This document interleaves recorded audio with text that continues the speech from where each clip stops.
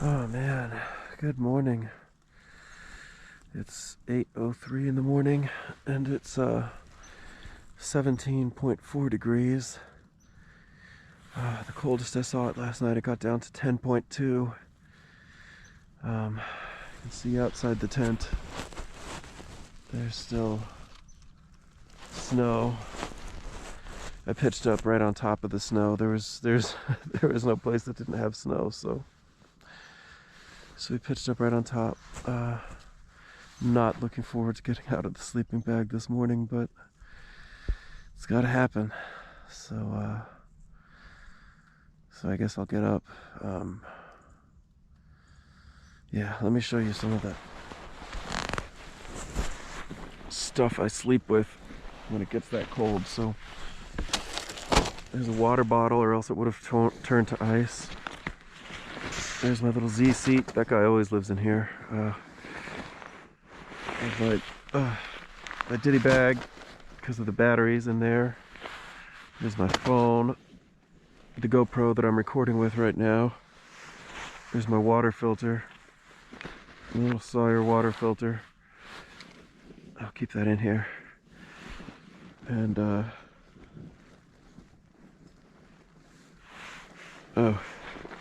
and my backup GoPro batteries.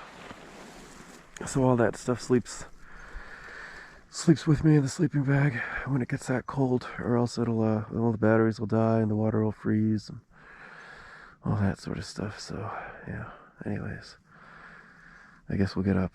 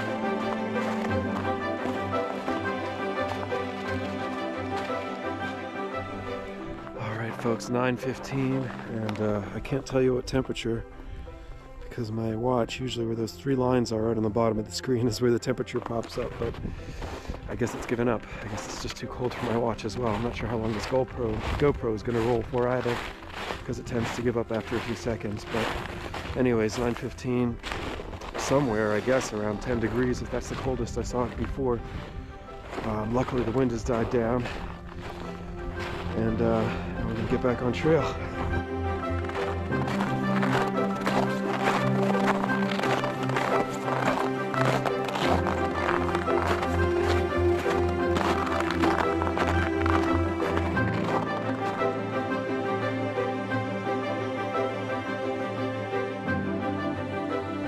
All right, folks, 10 past 10 in the AM.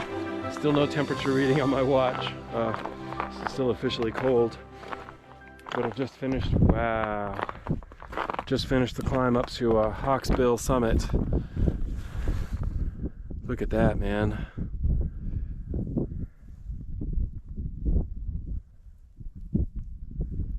Wow. So yeah, this is a bird's nest shelter number 2, just behind me here.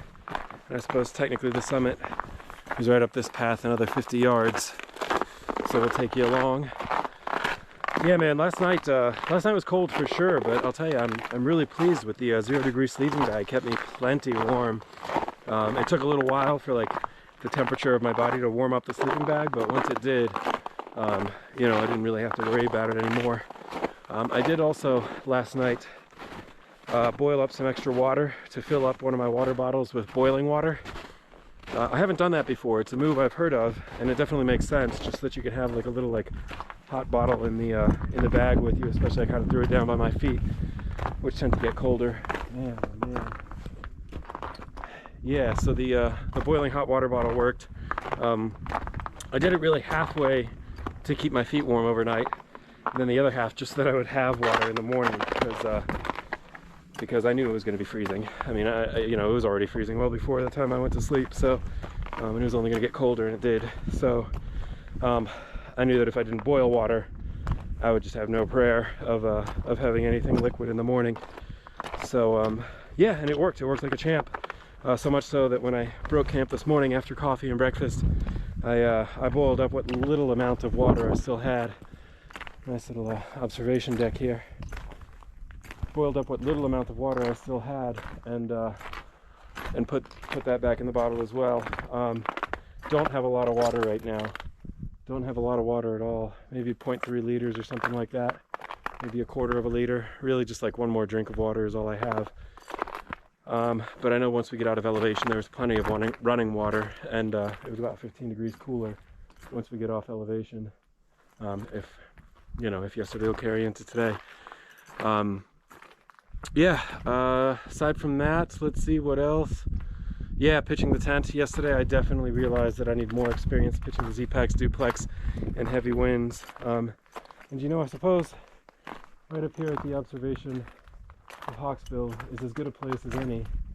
Really a fine place indeed.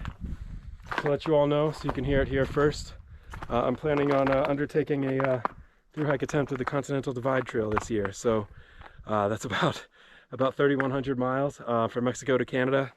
Goes through, let's see, starts, well, if you go northbound, which is what I'd hope to do, starts in New Mexico. It goes from New Mexico through the San Juans in Colorado, cuts through Colorado up into Wyoming into Montana and Idaho, and finishes up on the north end right up at the Canadian border. So yeah, so every hike I'm doing from now to then is practice, you know. So I'm still putting my kit together. I still, you know, I traded in my exo spikes for some microspikes, which I have on right now, and they've been great.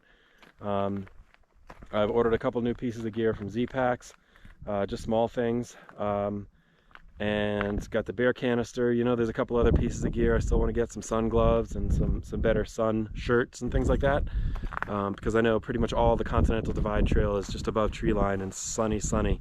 So yeah, so that's the plan anyways. So again, if you guys have been with me for a while, as I imagine, oh my goodness, I'm gross. I'm just seeing my reflection. Oh my goodness, that's ice. As I imagine most of you guys on this channel have been with me for a while, since the AT thru-hike attempt in 21. 22 is going to be the year of the Continental Divide. So you know, I still have a lot of work to do, quite literally, because I need money. I need money to undertake this thru-hike attempt. But you know, hopefully if I'm able to line everything up, work hard these next few months, hopefully sometime in April would be the hope, with the backup plan being if I'm not able to embark in April, then I'll keep working and hopefully attempt a southbound hike, maybe starting in June or something, which is more typical for the southbound calendar on the CDT. I would prefer northbound. I like northbound, it just makes more sense to me. But yeah, you heard it here first, guys. Right here at the summit of Hawksbill Mountain, Shenandoah National Park, my home park, in temperatures I imagine below 10 degrees if my watch still isn't working. 2022, Continental Divide. Should be great. Well, we have about another 5 miles to go to get back to the car. 5, 6, 7, who the heck knows. And that'll be down the Cedar Run Trail around the compass west side of the Whiteoak Canyon Loop. So that's where we're headed. We got to cross back over Skyline Drive, which I think might still be closed because of this inclement weather and ice and blowdowns and things like that. None of this snow is fresh snow. We've gotten a lot of snow these past few days, past week or so in the DC area. So all this snow is just kind of residual, but obviously up here in the mountains it is not warmed up at all because because there's, goodness gracious knows, still plenty of it, and a lot of it that's melted and then refrozen, and it's not just big sheets of ice. But yeah, anyways, that's enough for this Blabberfest. CDT 2022, that's the exciting news. Hope you guys stick around. Definitely be sure to share this with any friends, this channel. Make sure you hit like, make sure you hit subscribe. Really and truly, that helps a bunch with the YouTube algorithms and things like that. Make sure that everyone who's interested in following the hike has an awareness of the fact that that's what we're doing. So yeah, hit like, hit subscribe, drop a comment. Yeah, CDT 2022, let's go.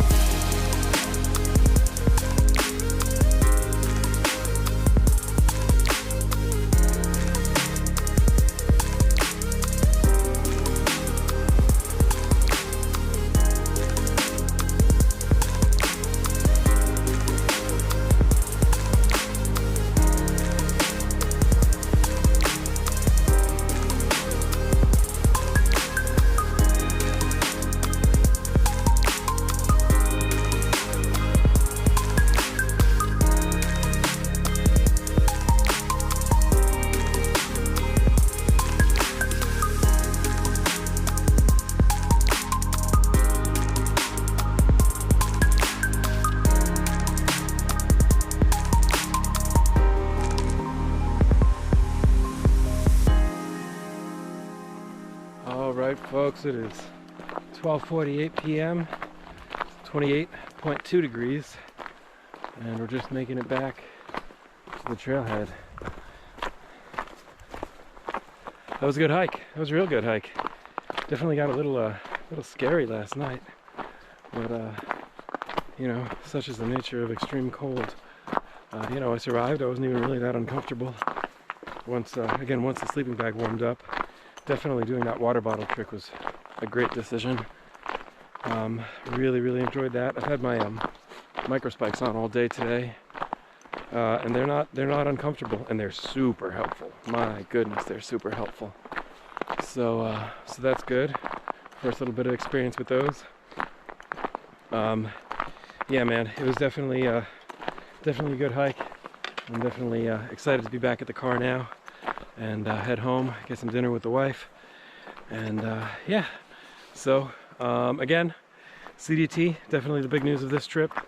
We'll be in the CDT hopefully in April, if not in June, just depending how finances go, to be perfectly honest with you. One interesting thing that I learned on this hike, especially last night, that I kind of forgot that I had learned on the AT at some point, but definitely relearned it last night, was how much warmer I stay if I sleep on my back compared to on my side. Often throughout the night I'll kind of roll around and maybe spend some time sleeping on my side or sometimes sleeping on my back.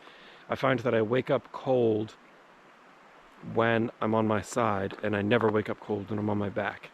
So I don't know what the physiology is that explains that. I don't know if it's just that I have more surface area on the insulated pad when I'm on my back compared to on my side, or what it is. But it's an interesting lesson. So if you guys camp, if you guys hike, if you guys have been out in the cold, let me know if you've noticed anything comparable, because I'd be curious to hear whether that's a shared experience or just kind of something unique to me and my gear and my body. I don't know.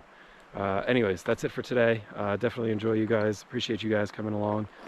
Again, drop a a comment, share it if you got friends who might be interested in it.